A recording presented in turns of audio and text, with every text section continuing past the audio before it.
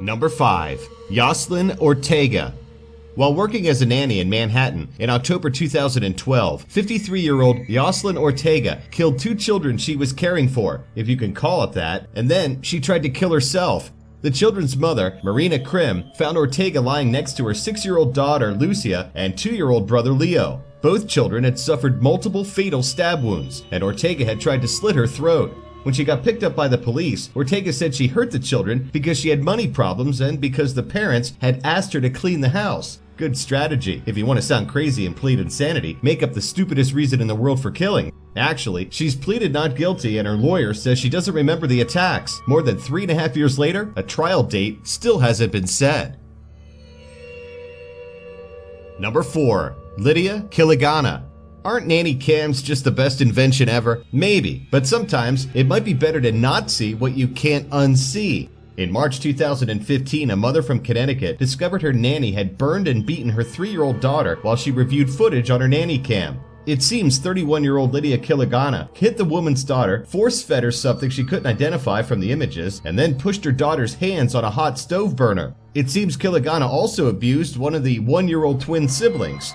She's been charged with 23 counts of risk of injury to a minor and 1 count of first-degree assault. She's pleaded not guilty to all the charges and has been held on $1 million bond since she was arrested. Number 3. Gloria Fields. This story is particularly sad because this nanny from hell was a diagnosed schizophrenic and was already wanted on an active bench warrant before she tortured and killed 16-month-old toddler Anthony Delgado. Before confessing to the crimes, 31-year-old Gloria Fields had claimed that the Staten Island child she was taking care of had fallen while playing in a park, but probably because of her mental illness, she changed her story quickly. The sick babysitter engaged in physical and sexual abuse that lasted 2 days. The child's mother had left her son with Fields to take care of arrangements with her move to a new apartment. That poor child. Number 2. Gulchekhra Bobokulova.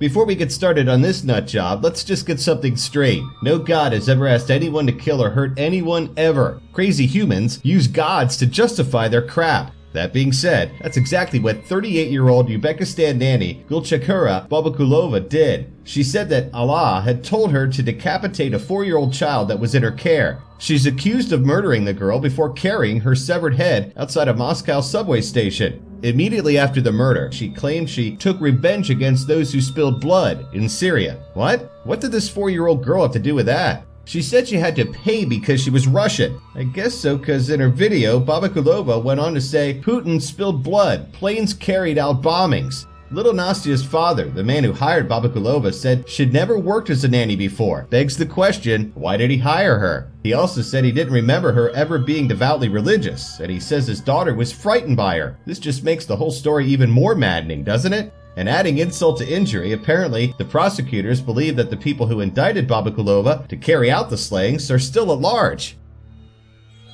Number 1. Hui Zhang. Our number 1 nanny from hell takes the cake because she wasn't satisfied with just killing the 2-month-old baby that had been left in her care. She also murdered and chopped up her employers, the devastated parents. 34-year-old Hui Zhang claimed that she acted in self-defense when she and her boyfriend killed the parents, alleging they attacked them with a butcher knife. She didn't really explain why they couldn't just kill them if it was just self-defense and why they felt the need to cut them up into bite-sized morsels. When the nanny and her boyfriend offered the child's parents money so that they wouldn't call in the boy's death, the parents didn't agree to the deal and a fight erupted. And when Hui Zhang and Tae Lu, the nanny's boyfriend, finished dismembering and disposing of the bodies, they closed their bank accounts in France and went to China. Eventually, they did return to Paris and turn themselves in. Hui was handed a 20-year jail term, but Tae Lu was acquitted.